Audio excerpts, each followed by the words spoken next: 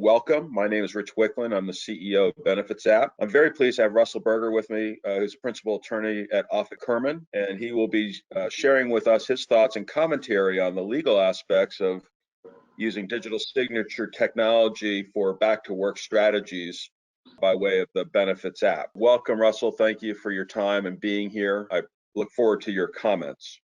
Yeah, thanks for having me, Rich. To get started, since some of the folks are new to our product, we've had a series of webinars, and you can go look at the webinar videos on our website at any time. Benefits App, our tagline is Benefits Made Mobile or Benefits Made Easy. The Benefits App bridges the communication gap that exists between open enrollment and when employees need benefit information throughout the year.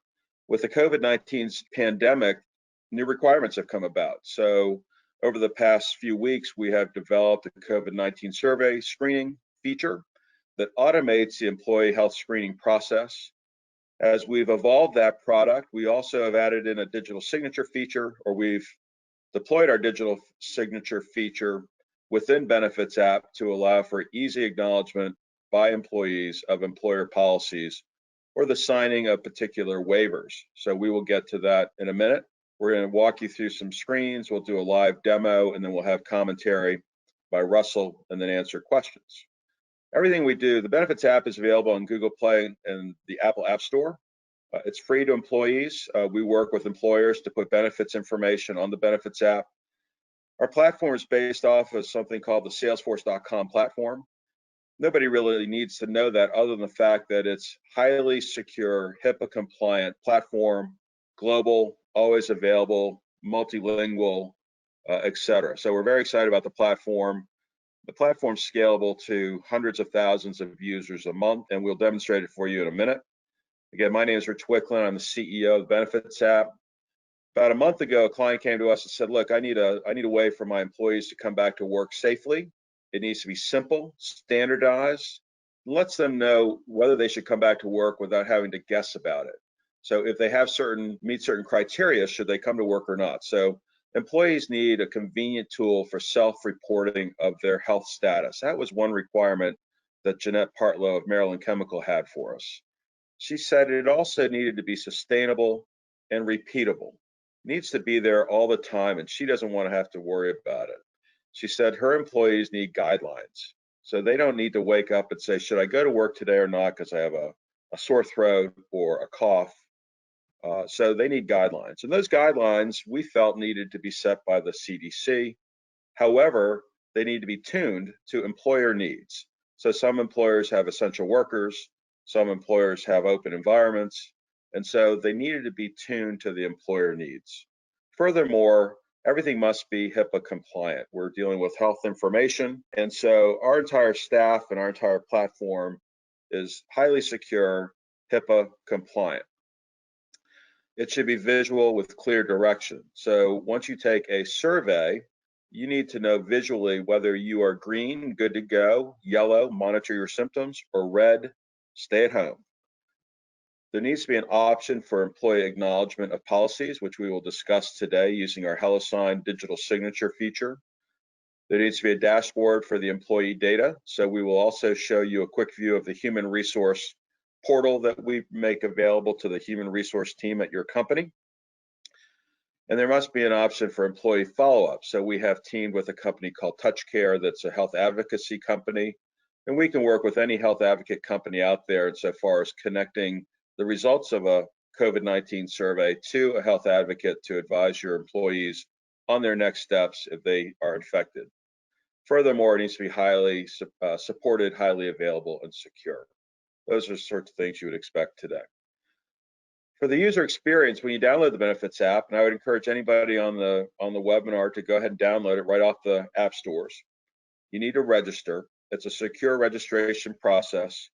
You align yourself with your company, and then we also, if you provide us a census, you put in your member ID. Within your census, if there isn't an employee ID, we can use something like last name and the last four of their social security, so they have access. Within the Benefits App, it's a very colorful, easy to use screen. You have quick links, benefits, other benefits, and related contacts. You have quick access to your profile, benefits details, ID cards, human resource calendars, etc. Your benefit guides, and then your profile. I'll demonstrate this in real time in a few minutes. And so far as the COVID-19 survey, every morning, your discretion push notification is automatically sent to your employee that has the benefits app on their phone. It's set to local time. So if you are in Europe, you will get the push notification in your local time zone in the morning. We happen to be on the East Coast here in Baltimore, Maryland. So you get it, employees here would get it local time, Eastern Standard Time. You click through to see the survey. The survey is a quick 7 to 8 question survey. These questions may also be modified to meet your specific needs. When you finish the survey, you're determined green, yellow, or red. Green says you're good to go. Yellow is monitor your symptoms. Red is typically stay at home for either 3 days or 14 days, as recommended by the CDC. Depending on your particular needs, we can adjust the recommendations, and that's easy to update within the app. Including in the product, we also have a digital signature product that allows employees to quickly and easily acknowledge company information and policies regarding return to work. It may also be used for things like employee handbooks or other documents that you may want employees to sign. Once they do all that, as a human resource officer, you have access to the human resource portal. It gives you survey results immediately. There's contact tracing. The digital signature agreements are available for you to download.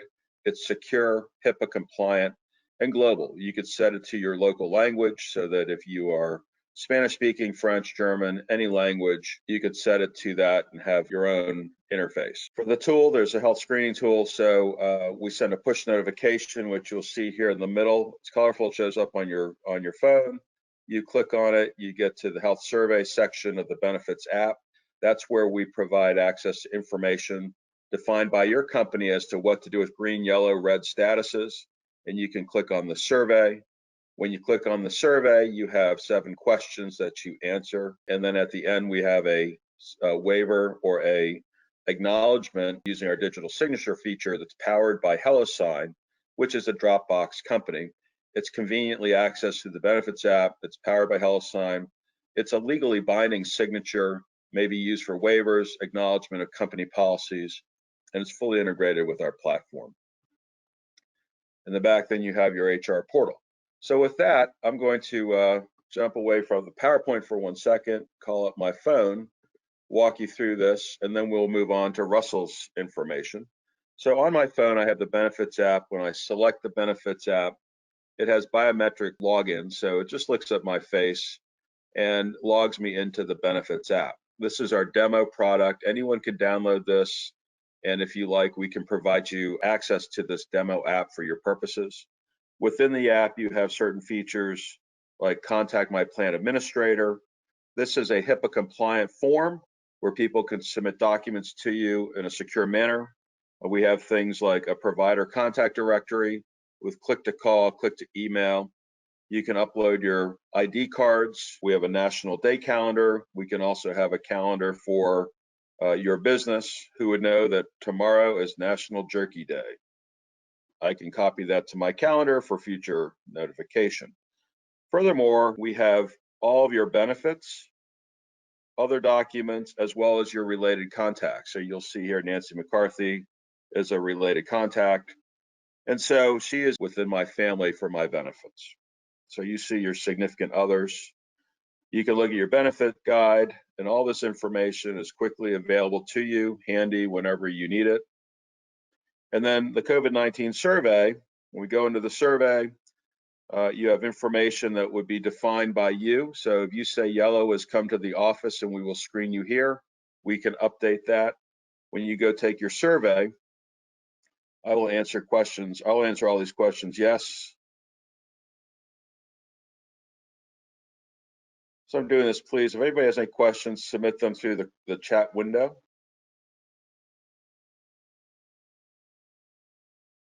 This survey may be modified. The questions may be modified as well as the responses to your specific needs. It's a very flexible platform. And again, HIPAA compatible, HIPAA secure. So I took that survey and it said, okay, you are an L4. So what does an L4 mean? I go to my COVID-19 area, I look at L4, and that says that I should stay at home for 14 days. Furthermore, what happens is in the background, I will not get a reminder tomorrow. I'll get a reminder for my next survey within the next, on the 15th day from now. So it's smart that way. We have another feature there too, where the question starts where it says, do you have COVID-19? And if the answer is yes, you're put on a permanent hold from getting the alerts. And there's an option for follow-up potentially with our health advocate partner, TouchCare, where they can click to call, click to email, or have an outbound call to them. On the digital survey sides, you may want your employees to sign a policy acknowledgement regarding back to work safety. So if I click on policy acknowledgement, it launches the HelloSign feature within Benefits app. Again, very secure. It's all fully integrated within our product. You get started. You can read the information. You select. You put your signature in. We can have fields where people actually will put in their name.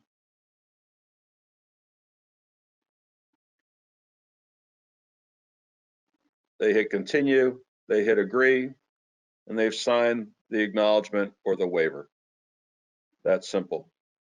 In the background, the Human Resource Officer has access to the Human Resource Officer portal. Within this portal, you get to see your total number of employees, those that have filled out surveys, those that haven't, those that have, and then the color coding red, green, and yellow. So under my red, I have a count of 2, which corresponds to the 2 at risk here. We also have contact tracing built into the system. Again, this is multilingual. If I wanted to change it to French, I could. I can look at my surveys over time. I can go into the report. I drill down to the report. So here's Rich Wickland. I just filled out my survey. I can see my surveys. I could drill down into the survey and see my answers. And as a human resource officer, I can follow up with survey questions, date of symptom onset, symptoms, etc., to add information to this case. I can also set up contact tracing. So I can say to Rich, who have you been in touch with? And it may be that I've been in touch with Nancy at a specific, I've agreed to share my information. I can have a contact met with Rich, etc., and I put in my contact tracing. The result of that is I can go under Rich's name and I can see contact tracing through our relationship viewer, which allows you to drill down and see, all right, well, Rich has been in touch with Alvin. If I look at Alvin, Alvin's been in touch with John Doe and Nancy. And so you could start to see this contact tracing within the facility of the app. I can also look at my agreements. Within my agreements, they're stored as PDF files. And so here's a copy of my signed agreement, the agreement, my signature, the date, and then the legal information about that signature. That's always available to you, posted within the portal.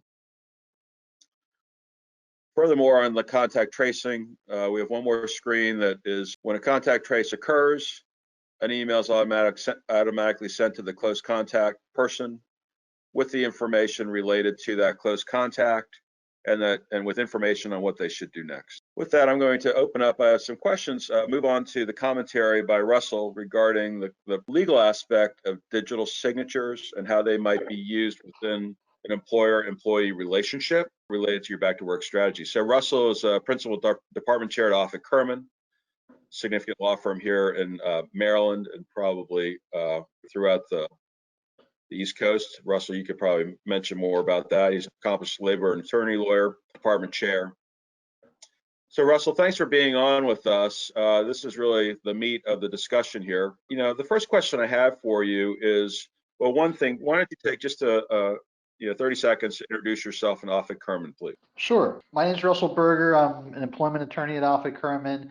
We are a mid-Atlantic law firm. We have offices from Charlotte to New York and on the East Coast, and we generally represent owner-operated businesses. So closely held, we're used to working closely with the people who make the decisions at those businesses, and on a personal level, that's who I really like working with. I like being a partner and being a valued member of any client's team. Great. Well, thanks, Russell. Again, I appreciate your being on and providing your insight here. So the question I have for you is overall, in your experience, this is happening in real time and people are learning as they go. So what are you seeing in the workplace relative to back to work and risk management? Are employers, I know as an employer myself, I am concerned with my employees' safety. And I'm also, though, concerned that if an employee comes to work and they are exposed to COVID-19, that they may come back to me and say, hey, you made me do this. And so, you're at risk and you've put me at risk. What are you seeing in the workplace relative to that? Yeah, I think there's kind of three levels of concern, if I could broadly generalize it, that I hear from clients. Number one is they care about their employees and they don't want their employees to get sick. So it's a very, human concern. The second level of concern, liability exposure. If I have people come back and they get sick, am I going to be exposed? Do I have legal risk for them? And generally speaking, and I certainly don't know the standards for all 50 states plus DC, but generally throughout the country, workers' comp is the exclusive remedy for employees that get hurt at work. And so that means that if someone could prove that they contracted COVID-19 at work, which might be hard to do, to prove where you got exposed. But assuming someone could do that, then the remedy would likely be exclusively in workers' comp, at least as it pertains to their employer, which, if you're an employer, you probably already have workers' comp insurance. It's already a covered thing, and it doesn't, I mean, you don't want it, but it doesn't pose the same kind of threat as a lawsuit. However, there are rules in pretty much every state, at least the ones that I've looked at, that allow employees to circumvent workers' comp if their injury it rises to a certain standard. And when I say rise to a certain standard, I'm really referring to the employer's conduct. So did they intentionally harm the employee? That might be something that would get you out of workers' comp. But in general, and I'll use Maryland as an example, the bar is really high. So, for the most part, workers' comp is going to be the exclusive remedy of anyone who gets sick at work. That's not true for obviously third parties because they're not your employee and they have a different set of claims. But in terms of your employees, that's the exposure and or most likely to be the only exposure.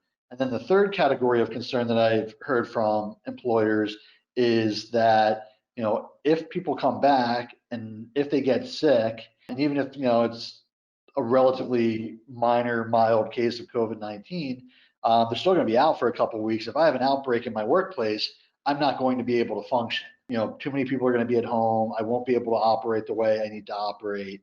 And, that's a real business risk. And I think, kind of the answers to all these are, well, yeah, you need, you're reopening and we've got to reopen and we can't stay closed or stay remote forever, but to do so in as safe a manner as possible, following CDC guidance and taking the steps that, at a very minimum, a reasonable person would do in order to promote safety and protect the safety of your employees. Sure, Russell. With workman's comp, are there certain guidelines that businesses, I should know this, but I'm asking you because I'm fuzzy on it. Are there certain things that we need to do to be compliant with workman's comp? Are there compliance things that need to happen? Yeah, well, there's certainly workers' comp process. So, I mean, the first thing, and again, I'll use Maryland because that's what I'm most familiar with. There's Maryland law that says as an employer, you have to have workers' comp insurance. And if you don't, there's a fund that will pay out the employees and then that fund will come after you. And so the number one thing is to have insurance. And I mean, if you have any kind of insurance broker, you should already have workers' comp Yeah. insurance. It's kind of a mandatory thing. So that's the first step. And then the second step is when someone gets hurt at work or sick at work, they should provide certain information to you as the employer. You as the employer should provide that to your broker or the insurance carrier through your broker. So there's certain reporting obligations. But generally speaking, there's not a ton you need to do. The concern as presented by COVID-19 is that what are the workarounds? What are the things that could leave an employer exposed? And in Maryland, negligent conduct and grossly negligent conduct is still the remedy is still exclusively workers' comp. So if you're, I mean, obviously you don't want to be negligent or grossly negligent under any circumstances, regardless of what the exposure might be, because it still affects the first concern, the health of your employees, and the third concern, the ongoing viability of your business. So you should still take those precautions and put everything in place, because it's an important operational thing, in addition to an important, risk mitigation tool. What are your thoughts on, we had a discussion about this, waivers versus acknowledgement? So because workers' comp is generally the exclusive remedy for an employee, it's not something that's waivable. So it's not like, like you go to the gym, you sign up for a gym membership, you sign a form that, that waives your claims against them if you get hurt at the gym. That's not something you can do with workers' comp. It's not a waivable right of an employee. So for that reason, and because it's largely going to be the exclusive remedy, I'm not really a proponent of waivers for employees. I'm far more of a proponent of having a detailed employment policy, having operating roles, having process, having screening questionnaires, all those things, and having employees sign off on them, acknowledge them, and with respect to the screening, complete them whenever they're coming into the office. Okay, well, I think that's good information. So can you also comment on just the use of digital signature technology with employers and employees? Yeah, sure. And with respect to a lot of employment documents, and I'll leave aside some federal forms that might require a live signature. Generally, anything that you create as an employer, you're going to want to have an acknowledgement of receipt. And so, usually we have employees sign for those. And that's something that can certainly be done electronically and digitally. And frankly, it'll make it simpler and you'll capture it. And I think that's a lot easier way to do things than to have a stack of papers or, in some employers I've seen them, you have to sign this and then people print it out, sign it, and send a PDF back. From an HR function standpoint, I just think it's a lot easier to, the more you can do it within a system, the easier life's going to be for the HR team. Okay. Well, that's great. Russell, I appreciate those comments. I want to kind of stay on track here and leave the opportunity open for other questions.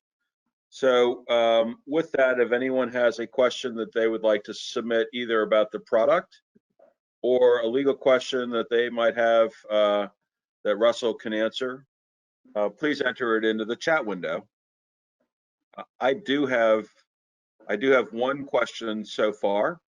And so that question that I will have to read is, in a new work from home environment, would this feature meet requirements for other annual notices that employers are responsible for sending out, ? SPDs, SPDs, etc.? Yeah, so I think, we're in a brand new environment where everyone's virtual, and I don't think that means you can ignore and stop your HR function, whether it's a legally required disclosure or it's just something that's good practice. So, another example of this would be annual harassment and discrimination training. That's something we generally recommend, and in some states it's required. That's something that you still have to do, even though you might be all virtual or largely virtual or socially distanced for an extended period of time. The more organized, the more efficiently you can get that information out, and you can collect signatures of attendees or of recipients of documents. I think that's a good, efficient way to handle that process. Okay. And I guess the question too is, if people have more questions about this, they could either reach out to us or they could speak specifically with their corporate attorney. The next question follow-up would that also be true for the notices that employers are required to post in their offices? Can you replace those, since people are not coming into the office, with these types of can those posters, so to speak, be displayed through the benefits app and still be legally correct? Yeah, so my answer is I'd probably do both. So we saw with the Families First Coronavirus Response Act that was passed a couple months ago that there's a posting requirement, and the Department of Labor's guidelines on posting it said, look, you can either put it up in person, but since no one's really there, it probably makes more sense to email it or post it on a intranet or a website. So those are all sufficient manners of posting notice as well. I don't think they've gone back and done that with any of the other law posters that are required to be posted. So, my advice is, especially in today's day and age, post it in the break room or wherever it's posted. You can post it on an intranet, and you can certainly, provide disclosures of it on a regular basis. So how do you get these documents into the app? It's from an HR manager wondering, does she have to upload those or does she send them to us, or how does that work? Sure. Well, it's a great question, Nancy. I'm certain you could answer better than I will, but I'll take a shot at it. So, Benefits app is a full service environment. You are assigned an engagement manager, and when we deploy your Benefits app, it takes, it can take less than a week, but typically 1 to 2 weeks. And you just send your PDF documents or your text documents to Benefits app, and we will put them within the app. Once we put them in within the app, they're almost immediately available to your employees using the Benefits app. Another question that has come up in the past too is, can people just deploy the COVID-19 survey and the HelloSign digital signature tool and not have to put up their benefits information?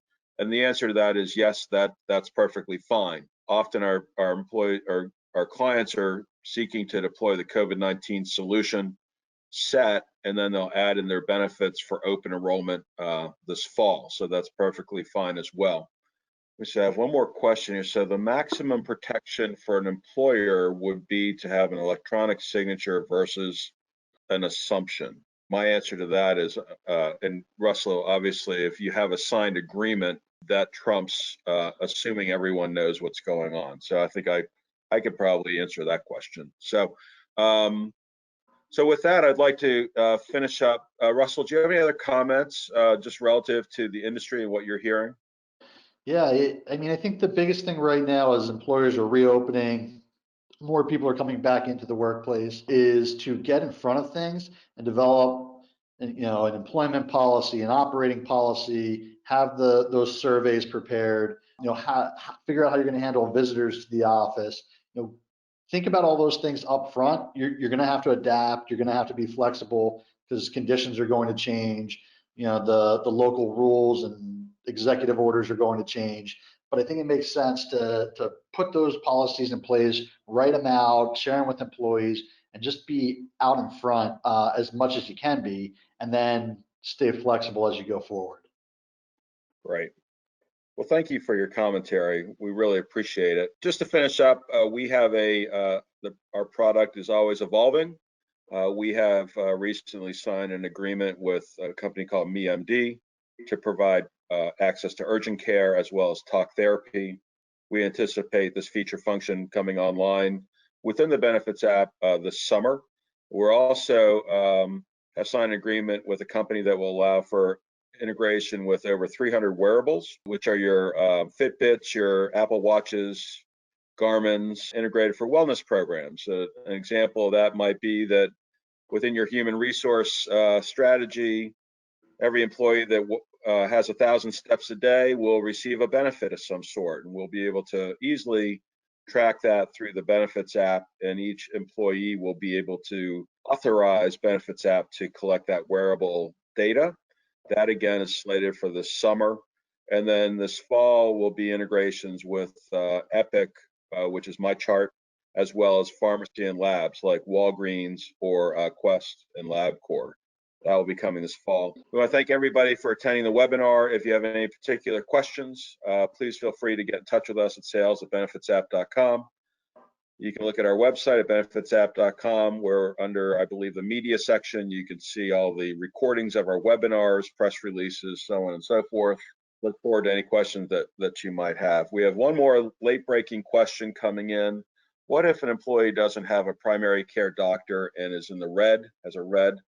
At that point, our recommendation is that either you need to call your employee and find out what their plans are for getting healthy. At least that's what we would do. Further, through our integration with TouchCare and MeMD, they offer urgent care, which allows you to get prescriptions for things like COVID-19 testing, as well as a health advocate to guide that employee through their benefit or their care options. And then we're looking at options for telehealth insofar as assigning employees being able to sign up with a primary care physician virtually. That will be coming online with our MeMD deployment later on this summer. So again, thank you for joining us. We have a lot going on at Benefits App. It's exciting. We look forward to, if there's any interest, please reach out to us. And again, I will follow up with an email to everyone that attended with a copy, a link to our information, as well as a copy of this webinar. With that, I'd like to thank everybody and have a nice day.